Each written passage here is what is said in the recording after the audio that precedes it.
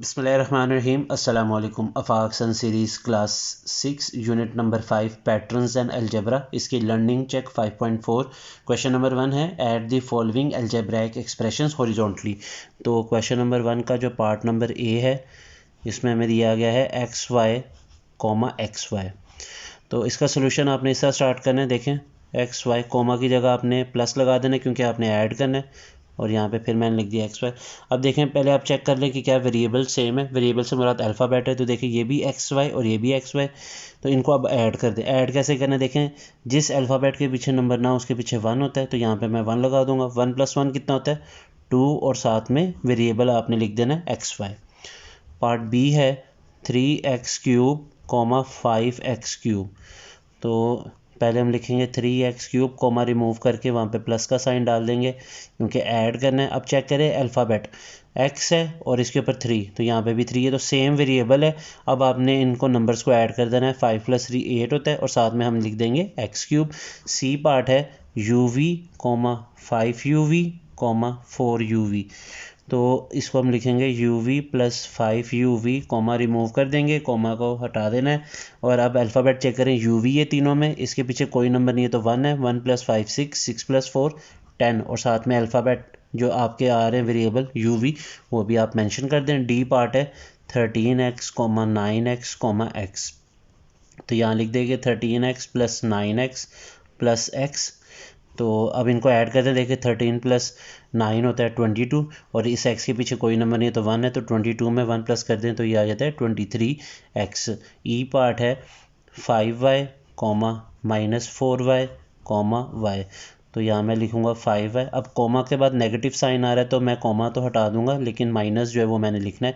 Comma plus लगा देंगे इस कॉमा की जगह पे, हटा देंगे, और y। तो 5 में से 4 माइनस करें 1, और इस y के पीछे कोई नंबर नहीं है 1 है, तो 5 में से 4 माइनस करें 1, और 1 में 1 प्लस कर दें तो आंसर आ जाता है 2y। पार्ट एफ है 7p 17q 27pq। तो अब इसको हम लिख देते हैं 7p 17q + 27pq। अब आप चेक करें कि देखिए यहाँ पे अल्फ़ाबेट p है, यहाँ q है, ये दोनों डिफरेंट है तो ये ऐड नहीं हो सकते। जब आप ऐड करते हैं तो उसके लिए वेरिएबल का सेम होना लाजमी है। वेरिएबल से मुराद यानी अल्फ़ाबेट का सेम होना लाजमी है।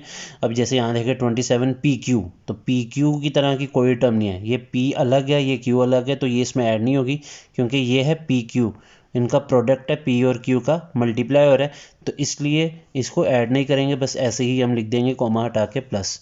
पार्ट एफ के बाद जी है -8y 3y। तो ये पहले लिखा -8y, कॉमा की जगह प्लस लगाएंगे 3y, तो -8 + 3 होता है -5y। लास्ट पार्ट है -11xz xz। तो यहाँ पे -11xz लिखेंगे, इस कॉमा को हटा के प्लस xz। इस xz के पीछे कोई नंबर नहीं है तो 1 है। -11 + 1, यहाँ पे मैं आपको रिवर्क करके दिखा देता हूँ कैसे सोल्व किया। देखिए, ये -11 ऊपर लिख लें और ये +1 नीचे लिखें। प्लस माइनस क्या होता है? माइनस। 11 में से 1 माइनस करें, कितना आता है? 10। और अब आपने इस 10 के साथ कौन सा साइन लगाना है? इन दोनों नंबर्स में से देखें कौन सा बड़ा नंबर है। 11 बड़ा है, इसके पीछे कौन सा साइन है? नेगेटिव, तो आपने भी इसके पीछे नेगेटिव लगा देना है। तो इसका जवाब आएगा -10 और साथ में xc। क्वेश्चन नंबर 2 है add the following expressions vertically. देखिए, पहला सवाल हॉरिजॉन्टली था। हॉरिजॉन्टली से मुराद है कि आपने एक ही लाइन में इनको ऐड करने, जैसे हमने क्वेश्चन नंबर 1 के तमाम पार्ट्स में किए। क्वेश्चन नंबर 2 में हमने वर्टिकली ऐड करना है। पार्ट ए दिया गया है 11x + y x - 11y। तो ए पार्ट में अब इनको देखें हम कैसे लिखेंगे। ये लिखा 11x, ये y लिखा, और दूसरी जो कॉमा जहाँ पे आ जाएगा, इसका मतलब आपने अब इस लाइन में कुछ नहीं लिखना। नेक्स्ट लाइन पे आ जाएं, x के नीचे x लिख दिया, और 11y जो है हमने y के नीचे टर्म लिख दी। अब एक लाइन लगा दें, इनको ऐड कर लें। देखिए, जिनके पीछे नंबर नहीं उनके पीछे 1 लगा लें, और जिसके पीछे साइन नहीं उसके पीछे प्लस लगा लें। तो 11 + 1 कितना होता है? 12x। और यहाँ पे देखें +1 और -11, +1 और -11 जो है वो होता है -10y। पार्ट बी दिया गया है 7u + 9v 5u + 12v। तो यहाँ लिख दिया 7u + 9v और 5u + 12v। दूसरी लाइन में लिखेंगे और देखिए u के नीचे u वाली टर्म और v के नीचे v वाली टर्म। 7 + 5 होता है 12, 9 + 12 होता है 21v। पार्ट सी है इसका, -2m³ + 5n² m³ + 6n² 2n³ - 2n²। तो अब यहाँ पे 3 टर्म्स हैं, तो पहले मैं ये टर्म लिखूँगा -2m³ + 5n²। अब अगली लाइन में लिखूँगा m³ + 6n²। फिर कॉमा आ रहा है तो नेक्स्ट लाइन में चला जाऊँगा 2m³ - 2n²। यहाँ पे एक लाइन लगा दूंगा, जिसके पीछे नंबर नहीं उसके पीछे 1 लगा दूंगा, जिसके पीछे साइन नहीं उसके पीछे प्लस लगा देंगे। अब ये जो m³ वाले इनको सोल्व करते हैं नंबर्स को, -2 और +2 0, 0 में 1 प्लस करें तो 1 आता है। 5 + 6 होता है 11, 11 में से 2 माइनस करें तो ये आता है 9n²। पार्ट डी है इसका, x + 3y - 2z, x - y + z। तो पहली टर्म जो है वो हम ऊपर लिख लेंगे, और जो दूसरी टर्म है x - y + z वो इसके नीचे लिखेंगे। याद रखना है सेम अल्फ़ाबेट के नीचे सेम लिखना है। जिनके पीछे नंबर है उनके पीछे 1 लगा लें, और जिनके पीछे साइन है उसके पीछे प्लस लगा लें। 1 + 1 होता है 2x, 3 - 1 होता है 2y, और -2 + 1 होता है -1, और साथ में जो अल्फ़ाबेट है वो आपने लिख देना है। पार्ट ई है 2x² + 9y³ - 7। ये मैंने पहली टर्म देखी यहाँ तक लिख दी। अब कॉमा आ रहा है तो मैं नेक्स्ट लाइन में चला जाऊँगा, x² - y³ + 2। तो जिस अल्फ़ाबेट के पीछे नंबर नहीं उसके पीछे 1 लगा लें, और जिसके पीछे साइन नहीं है प्लस लगा लें, ताकि आपको क्लियर हो जाए कि कौन सा साइन आपने लगाना है। तो 2 + 1 होता है 3, साथ में अल्फ़ाबेट लिख दिया x²। 9 में से 1 माइनस करें तो आता है 8, और साथ में y³ -7 + 2। ये वर्क मैं आपको करके दिखा देता हूँ। देखें -7 + 2 कैसे करेंगे, पहले आपने ये साइन पढ़ने, माइनस प्लस माइनस। तो 7 में से 2 माइनस करें 5, और बड़े नंबर के साथ कौन सा साइन है, नेगेटिव का, तो यहाँ लिख दें -5। पार्ट एफ है इसका, 5x³ 5x4 + 5x³ y³ + 6। और जो दूसरी टर्म है कॉमा लग गया, तो अब आपने नेक्स्ट लाइन में लिखना है -x4, यहाँ पे -3x³ 3 और y² 2, और आगे हमें दिया गया है -2y, तो वो भी हमने सेपरेट लिखना है। अब इसको ऐड कर देते हैं। देखिए इस x4 के पीछे कोई नंबर नहीं है तो 1 है, और 5 के पीछे साइन है प्लस का, तो 5 - 1 होता है 4, और साथ में x4। इस टर्म को हम एज इट इज़ उतार लेंगे। उसकी वजह ये है कि इसके साथ इसके नीचे कोई भी नंबर नहीं है। +6 को भी ऐसे ही उतार लेंगे। नेक्स्ट हमारे पास है -3x³ 3y², इसको भी ऐसे ही उतार लेंगे, और एंड पे है -2y, इसको भी हम उतार लेंगे ऐसे। पार्ट जी है 2x + 3y - 4। अब यहाँ कॉमा आ गया तो हम नेक्स्ट लाइन पे आ जाएंगे।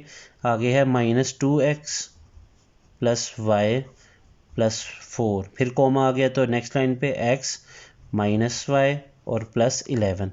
अब आपने इनको ऐड करना है। देखिए जिसके पीछे नंबर नहीं 1 लगा लें, साइन लगा लें पीछे, यहाँ पे इसके पीछे 1 लगा लेते हैं, इसके पीछे भी 1। अब देखिए x वाले x में प्लस करें, +2 और -2 होता है 0, 0 में 1 प्लस करें तो ये आता है 1। 3 + 1 4, 4 में से 1 माइनस करें तो ये आ जाता है 3। -4 + 4 होता है 0, 0 में 11 प्लस करें तो ये आता है 11। एज पार्ट है x² + 5x + 6। अब कॉमा आ गया तो नेक्स्ट लाइन पे आ जाएं, 3x² + 4x, फिर कॉमा आ गया तो नेक्स्ट लाइन पे आ जाएं, 2x² - x - 3। अब लाइन लगा लें, जिसके पीछे नंबर नहीं है 1 लगा लें, और जिसके पीछे साइन है प्लस लगा लें। तो मैंने इन सब के आगे पीछे प्लस लगा लिया। तो 1 + 3 होता है 4, 4 + 2 कितना होता है 6x²। 5 + 4 9, और 9 में से 1 माइनस करें तो ये आ जाता है 8x। और यहाँ पे जो दो नंबर्स हैं +6 और -3, ये आ जाता है +3। क्वेश्चन नंबर 3 है, subtract the first algebraic expression from the second one horizontally. पहली टर्म में से दूसरी टर्म को हमने माइनस करना है, लेकिन करना हॉरिजॉन्टली है। अब इसका तरीकाकार क्या है देखें। अब जैसे ए पार्ट है, इसमें जो फ्रॉम के बाद वाली टर्म है यानी ये 4x minus 9y plus 11z, इसको आपने पहले लिखना है 4x minus 9y plus 11z, फिर आपने माइनस का साइन लगाना है क्योंकि आपने करना है सब्ट्रैक्ट। अब आपने जो फ्रॉम से पहले जो रकम है, जो फर्स्ट टर्म है, उसको आपने माइनस के बाद लिखना है, लेकिन आपने ब्रैकेट का इस्तेमाल करना है इस तरह। अब आप पहली टर्म को एज इट इज़ लिख दें ये सारी। उसके बाद आपने ये जब ब्रैकेट ओपन करनी है तो ब्रैकेट के बाहर कौन सा साइन है, नेगेटिव का, तो ये ब्रैकेट के अंदर जो साइन है इन साइन को आपने चेंज करना है क्योंकि बाहर माइनस का साइन है। जैसे इस 2 के साथ प्लस का साइन है तो मैं इस तरह पढ़ूँगा माइनस प्लस माइनस और अगली टर्म लिख दूँगा, फिर माइनस प्लस माइनस और नेक्स्ट टर्म,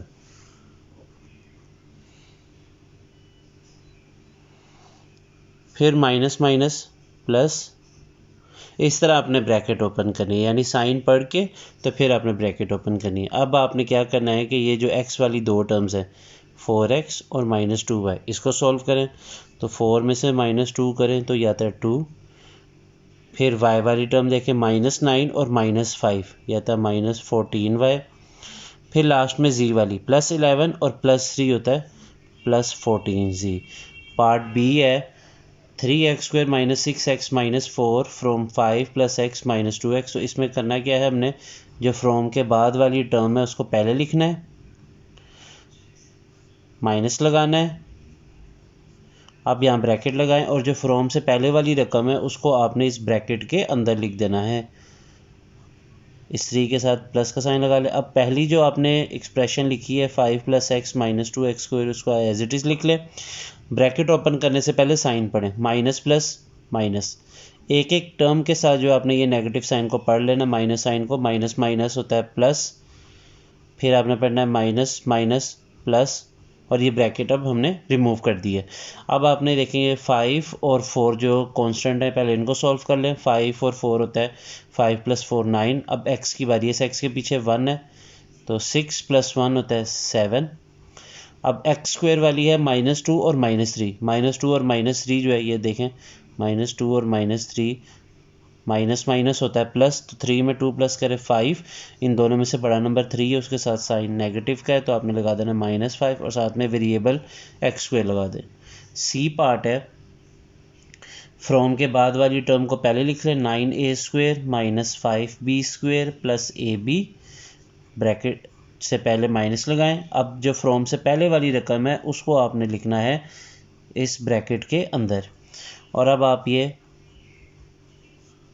ब्रैकेट से पहले वाले टर्म को लिख लें और अब यहाँ पे ब्रैकेट ओपन करने से पहले आपने साइन पढ़ना है, minus plus minus, minus plus minus और माइनस माइनस प्लस। अब आपने इसको देखें a² वाली टर्म a² के साथ सॉल्व करनी है। 9 में से 3 माइनस करें तो आता है 6a² -5 और इस b² के पीछे कोई नंबर नहीं तो क्या है 1, -5 और -1 होता है -6b²। ये ए बी की तरह की कोई टर्म नहीं, आप इसको एज इट इज़ लिख लें, प्लस ए बी ऐसे ही लिख लें। उसके बाद ये जो ए बी सी वाली टर्म है इस तरह की भी कोई नहीं है, इसको भी आप एज इट इज़ लिख लें 3abc। पार्ट डी है 5x³ + 2y² - 1 को आपने सब्ट्रैक्ट करना है फ्रॉम x³ - y² + 5। तो फ्रॉम के बाद वाली जो टर्म है उसको आपने पहले लिखना है x³ - y² + 5, सेंटर में माइनस लगाएं। अब जो फ्रॉम से पहले वाली रकम है उसको आपने लिखना है लेकिन ब्रैकेट का इस्तेमाल करना है।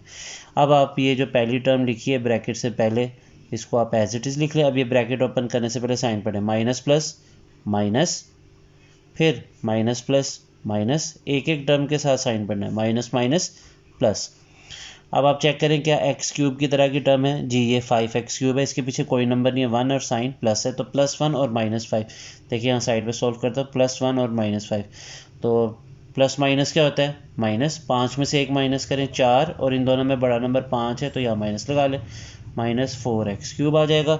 उसके बाद आपने y² वाली टर्म सॉल्व करनी है। देखिए इसके पीछे 1 है, -1 और ये -2 होता है -3y², और लास्ट में ये नंबर है 5 और 1, तो 5 + 1 होता है 6। पार्ट ई है, तो इसमें सबसे पहले जो फ्रॉम के बाद वाली रकम है x² - 5xy + 2y² ये लिख लेंगे, फिर माइनस का साइन डालेंगे, अब ब्रैकेट लगाएंगे और जो माइनस से पहले वाली रकम है 7x4 plus 5y(x) minus 4y², ये लिख लेंगे। अब हम ब्रैकेट ओपन करने के लिए जो साइन है नेगेटिव का बाहर वाले साइन से पढ़ लेंगे, minus minus plus, minus plus minus और माइनस माइनस प्लस। तो ये देखिए x² की तरह की कोई टर्म मौजूद नहीं है, इसको हम एज इट इज़ लिख लेंगे। ये x² आ गया। उसके बाद हमने xy की तरह की देखनी है। देखें ये xy वाली टर्म है -5 और ये yx, दोनों सेम ही है, सिर्फ अल्फ़ाबेट आगे पीछे, लेकिन वेरिएबल सेम है। तो -5 और -5 होता है -10 और साथ में xy आ गया। y² वाली +2y² और 4y², 4 और 2 कितना होता है 6y²। याद रखना है वेरिएबल के जो पीछे नंबर होते हैं उनको सॉल्व किया जाता है, +2 और +4 होता है +6। और ये x की पावर 4 की तरह की कोई टर्म नहीं, इसको हम एज इट इज़ लिख लेंगे। पार्ट f है, लास्ट पार्ट है। पहले हमने फ्रॉम के बाद वाली रकम लिखनी है -5x² -12, फिर दरमियान में माइनस लगाना है ब्रैकेट लगा के, तो फ्रॉम से पहले वाली रकम +11² और -5। अब पहली रकम को हम एज इट इज़ लिखेंगे और ये जो रकम है साइन पढ़ लेंगे माइनस प्लस माइनस और माइनस माइनस प्लस। तो x² वाली दो रकम है, एक -5 और एक -11, ये होता है -16x²। और हाली नंबर है -12 और +5, ये होता है -7। क्वेश्चन नंबर 4 है subtract the first algebraic expression from the second one vertically. देखिए ये हॉरिजॉन्टली वाला क्वेश्चन नंबर 3 था जिसमें एक ही लाइन पे हमने सब्ट्रैक्ट किया, लेकिन अब वर्टिकली है। वर्टिकली से मुराद ये कि एक रकम आपने ऊपर लिखनी है और दूसरी जो है वो नीचे लिखनी है। एक एक्सप्रेशन को हम ऊपर लिखेंगे और दूसरी को नीचे। अब कौन सी वाली लिखेंगे, पार्ट ए में चेक करते हैं। 9x² -5x + 6 from -3x² -4x -3। अब पहली को दूसरी में से माइनस करना आपने यही है कि जो सेकंड टर्म है यानी फ्रॉम के बाद वाली उसको पहले लिखेंगे यानी ऊपर लिख लेंगे, और जो फ्रॉम से पिछली रकम है उसको हम नीचे लिखेंगे। लेकिन याद रखिए अल्फ़ाबेट यानी जो वेरिएबल है वो आपके सेम होने चाहिए। तो ये हमने लिख लिया। लेकिन अब यहाँ पे एक एडिशनल काम आपको ये करना है कि आपने ये देखना है कि ये जो नीचे टर्म्स है इनके साइन चेंज कर देना है। देखिए इस 9 के साथ प्लस का साइन है, लेकिन अब इसका प्लस का साइन नहीं पढ़ा जाएगा बल्कि इसका साइन चेंज कर दें माइनस। इस 5 के साथ नेगेटिव है तो इसका साइन चेंज कर दे प्लस। इस 6 के साथ प्लस है तो साइन चेंज कर दे माइनस। सर्कल इसलिए किए देखें इन साइन को कि अब आपने ये वाले साइन पढ़ने हैं। तो अब इसको देखिए कैसे सॉल्व करना है। ऊपर है इसके -3 और नीचे +9 ही पढ़ना, अब आपने पढ़ना है -9। -3 और -9 होता है -12x²। -4 और नीचे है +5 तो यह आ जाएगा +1x। 1 आप चाहें तो नहीं भी लिखें। तो आगे है -3 और -6, ये है -9। तो इस तरह आपने वर्टिकली जो है इसको सॉल्व करना है। पार्ट बी है, इसमें देखें जो फ्रॉम के बाद वाली टर्म है यानी 9b -c और -3a, ये पहले ऊपर लिख लेनी है। फिर जो फ्रॉम से पहले वाली रकम है 4a + 7b -7c, ये आपने ध्यान से लिखनी। देखें 7b मैंने लिख लिया पहले, फिर लिखा -7c और लास्ट में लिखा 4a। इस 4a के पीछे प्लस का साइन लगा लें, c के पीछे 1 लगा लें, इस 9 से पहले प्लस लगा लें। अब आपने क्या करना है, जो नीचे टर्म्स है इनके साइन चेंज कर देने। इस 7 के साथ प्लस है लेकिन माइनस है तो प्लस, प्लस है तो माइनस। अब आप इसको सॉल्व करें, +9 और -7 तो ये आ जाता है +2b। -1 और +7 ये होता है +6c। -3 और -4 -7 है।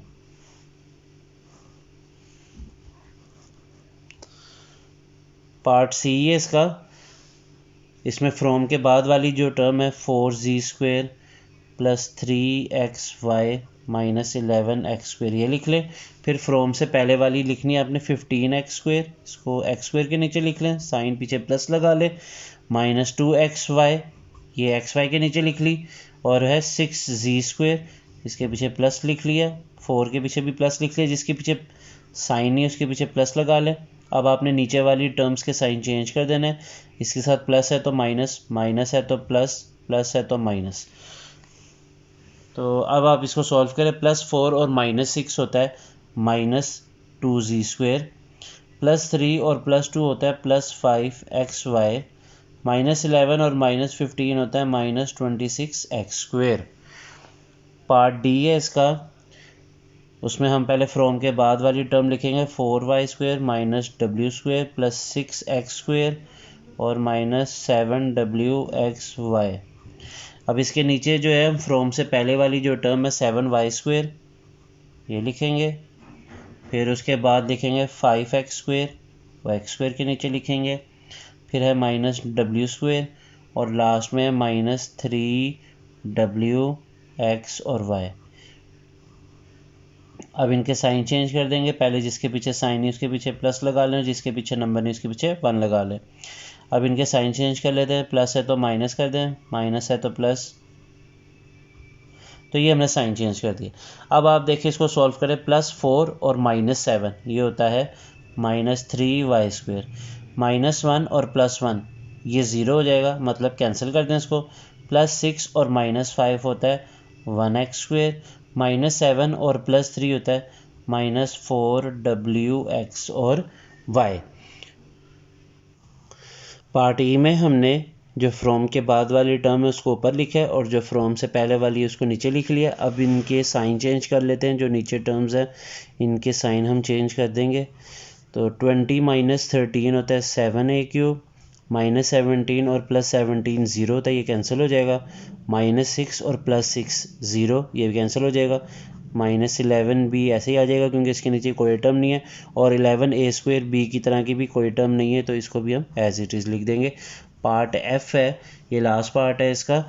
15x4 + 14x³ y + 14x² y² -25xy और -30y⁴।